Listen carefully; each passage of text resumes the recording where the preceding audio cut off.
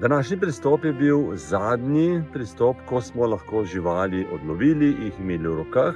Od sedaj naprej bodo seveda rastle in vse dajanje zdravil, vsa preventiva bo šla nadaljavo. To pomeni, da bodo zdravila dobivale preko hrane ali pa bomo aplicirali na primer cepiva z pomočjo distančnih aplikatorjev, se pravi ali z puško ali z pihalnikom. Sedaj smo se nekako poslovili od rokovanja z njimi, sedaj naprej pa bodo seveda vsak dan pod budnim očesom oskrbnikov in veterinarjem, ki bodo seveda spremljali njihovo zdravstveno stanje, njihov razvoj in vse morebitne stvari pri njih, ki bi nas morale skrbeti.